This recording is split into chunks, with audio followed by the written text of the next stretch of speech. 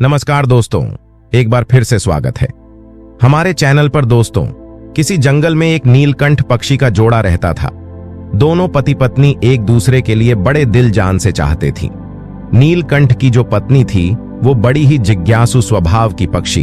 वह अपने पति से हर समय कुछ न कुछ पूछती रहती थी। एक रात जब दोनों पति पत्नी गंगा के किनारे एक वृक्ष की डाली पर बैठे हुए थे तो नीलकंठ की पत्नी अपने पति नीलकंठ से कहती है, हे प्रभु, आज मेरे मन में 3 प्रश्न उठ रहे हैं। यदि इन 3 प्रश्नों के उत्तर देकर आप मुझे संतुष्ट करेंगे तो मेरे मन को बहुत शांति मिलेगी। तब पति नीलकंठ कहते हैं, हे देवी, आखिर तुम्हारे कौन से 3 प्रश्न हैं? तो नीलकंठ की पत्नी कहती है, हे प्रभु, वह कौन सी स्त्री होती है जिसके भाग्य में संतान सुख नहीं होता है? दूसरा प्रश्न है कि कौन सी स्त्री समय से पहले विधवा होती है? और मेरा तीसरा प्रश्न है कि कौन सा श्रृंगार करने से स्त्री को स्वर्ग में स्थान प्राप्त होता है? दोस्तों, तब पति नीलकंठ कहते हैं कि हे देवी, यह तुम्हारे तीनों प्रश्न बहुत ही ज्यादा महत्वपूर्ण है। जो भी व्यक्ति इन तीनों प्रश्नों के उत्तर समझकर इस पर्याप्त ज्ञान को अपने जीवन में उतार लेता है, उसे जीवन में सुख की प्राप्ति होती है। दोस्तों, पति नीलकंठ कहते हैं, हे देवी, अब मैं तुम्हें तुम्हारे तीनों प्रश्नों के उत्तर एक छोटी सी कहानी के माध्यम से देने वाला हूं। इस कहानी के माध्यम से तुम अपने तीनों प्रश्नों के उत्तर ठीक तरह से समझ पाओगी। परंतु मेरी एक शर्त है, जब तक मैं कहानी सुनाऊं तब तक तुम्हें इस कहानी को ध्यान से सुनना है। तो नीलकंठ की पत्नी कहने लगी, प्रभु, मैं आपको वचन देती हूं कि इस कथा को मैं पूरे मन और लग्न से सुनूंगी। आप कृपया उस कथा को आरंभ करें। तो दोस्तों, आप सभी से एक विनती है कि आप भी इस कथा को पूरा जरूर सुनें। इसे आधा अधूरा सुनना पाप माना जाता है। कथा शुरू करने से पहले कमेंट में जय महाकाल अवश्य लिखें, साथ ही लाइक करना ना भूलें। तो चलिए आरंभ करते हैं। दोस्तों, पति नीलकंठ कहते हैं, हे देवी, किसी राज्य में एक छोटा सा नगर था। उस नगर में एक सेठ रहता था। उस सेठ के 2 बेटे थे और सेठ के बेटों की शादी भी हो चुकी थी। सेठ की पत्नी और सेठ के बड़े बेटे दोनों का ही स्वभाव दुष्ट प्रवृत्ति का था। इसलिए सेठ की पत्नी अपने बड़े बेटे की पत्नी से बहुत ही ज्यादा प्यार करती थी, मगर छोटे बेटे की पत्नी जो थी वह बड़े ही अच्छे स्वभाव की थी और वह एक पतिव्रता स्त्री भी थी और पूरे घर का सारा कामकाज भी वह अकेले ही करती थी। इतना कुछ होने पर भी सेठ की पत्नी और बड़े बेटे की पत्नी छोटी बहू का हमेशा ही अपमान करती रहती थी। दोस्तों, पति नीलकंठ कहते हैं, हे देवी, सेठ के बड़े बेटे की बहू को एक बेटा था और छोटी बहू को एक पुत्री थी। सेठ की पत्नी हमेशा पुत्र को लेकर छोटी बहू को ताना मारती रहती थी, लेकिन वह क्या कर सकती थी? वह हमेशा उनके ताने सुनती रहती थी। दोस्तों, तब पति नीलकंठ कहते हैं, हे देवी, अब मैं तुम्हें छोटी बहू की कहानी अच्छे तरीके से समझाता हूं। इस कहानी से तुम्हें तुम्हारे पहले प्रश्न का उत्तर प्राप्त होगा।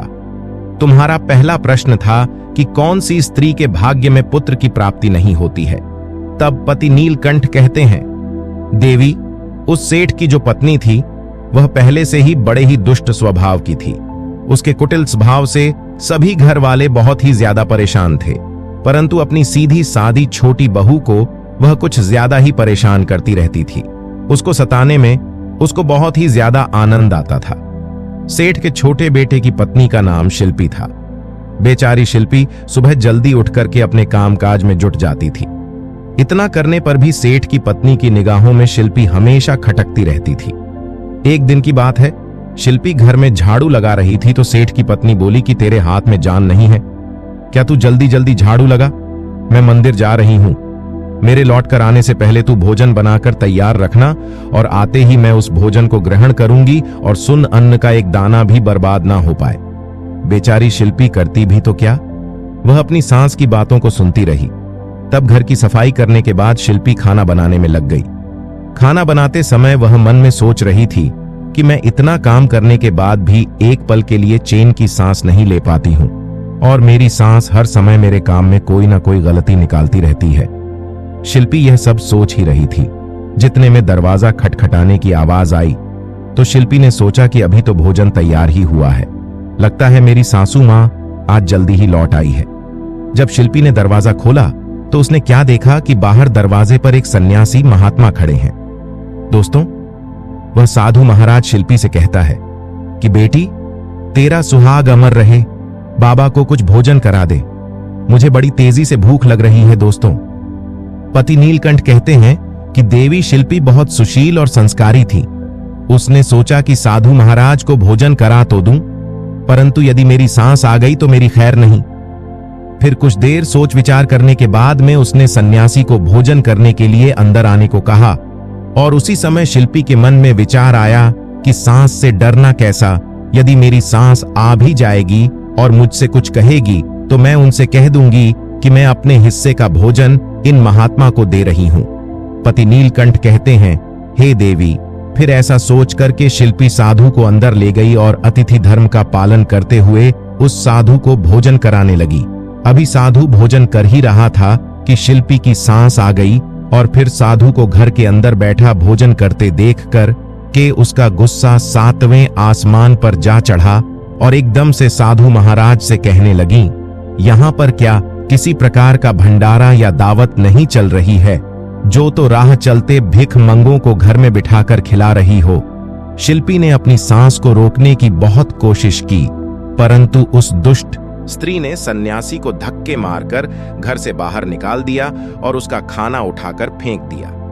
अब उसका क्रोध शिल्पी पर टूटा और कहने लगी, अरे दुष्ट औरत, मैंने तुझे कहा था कि अन्न का एक दाना भी बर्बाद नहीं होना चाहिए, लेकिन तूने क्या किया? उस भिखमंगे को इतना सारा भोजन दे दिया। दोस्तों, पति नीलकंठ कहते हैं, हे देवी।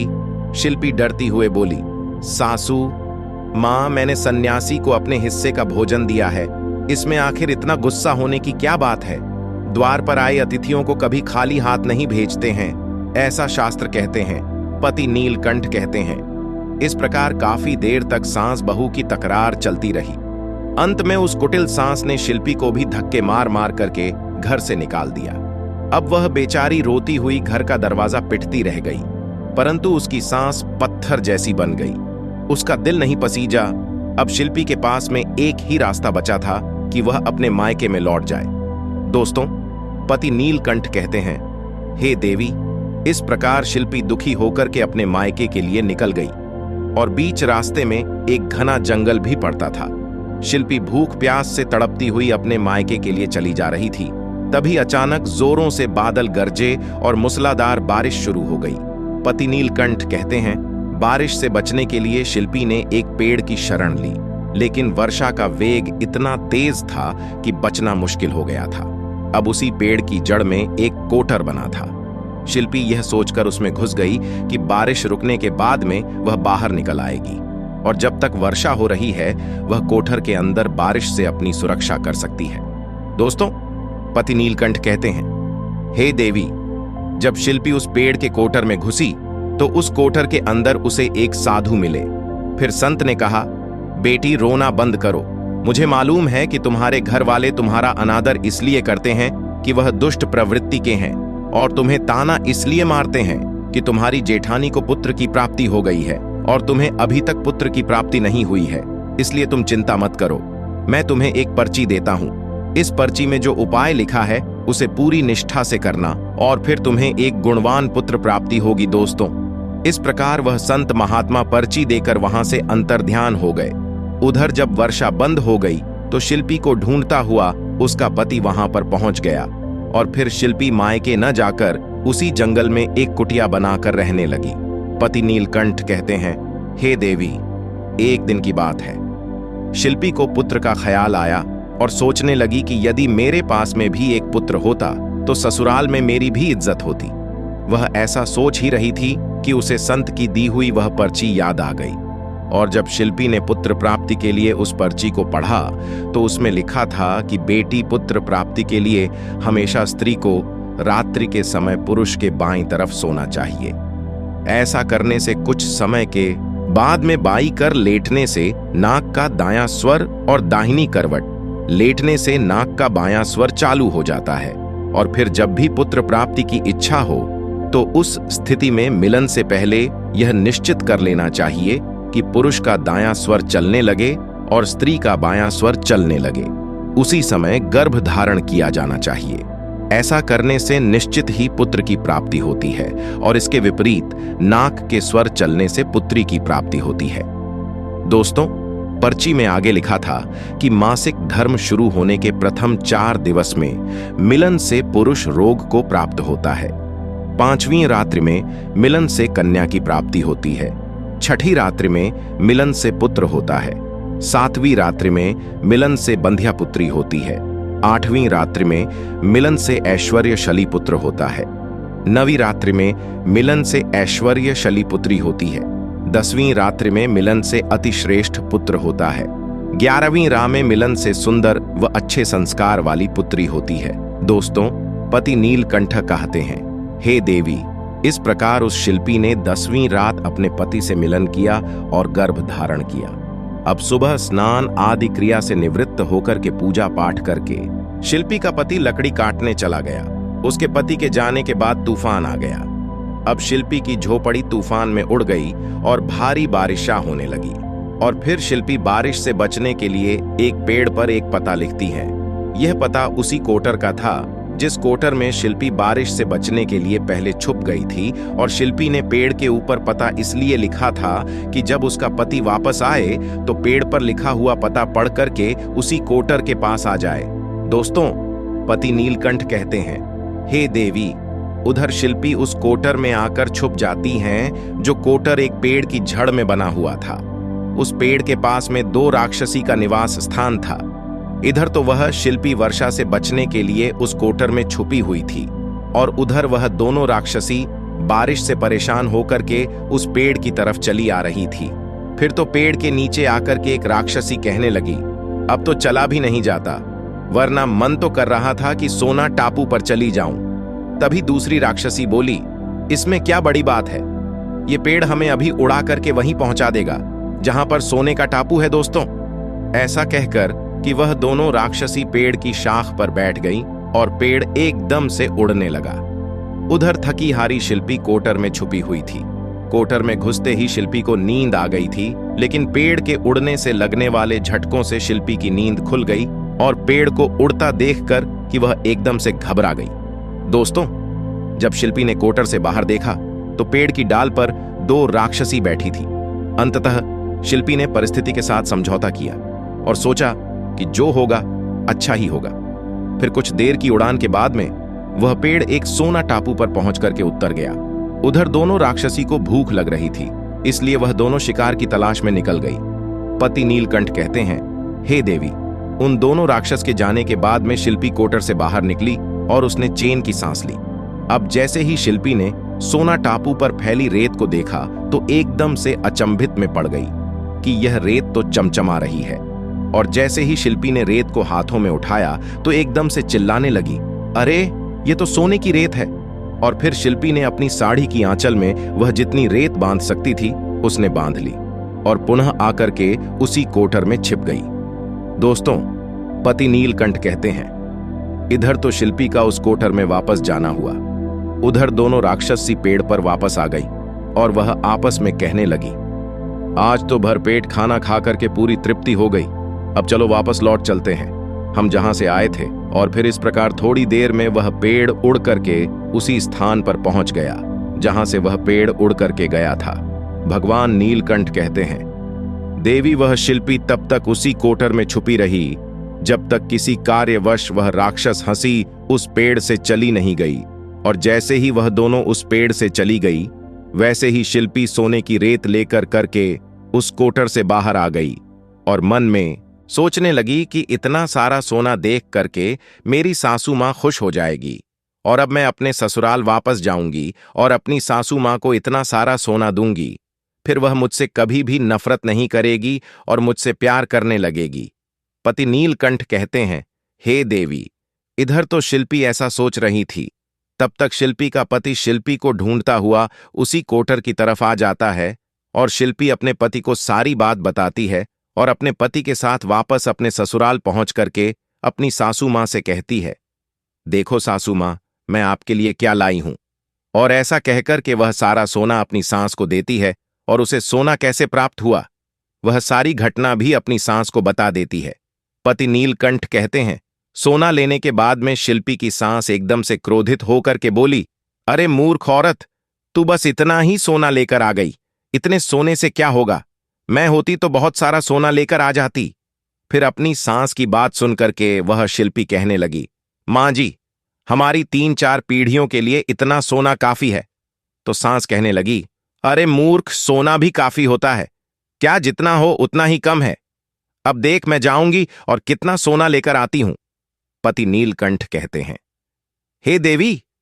शिल्पी ने अपनी सांस को बहुत समझाया, परंतु उस लालची दुष्ट स्त्री के समझ में एक भी बात नहीं आई।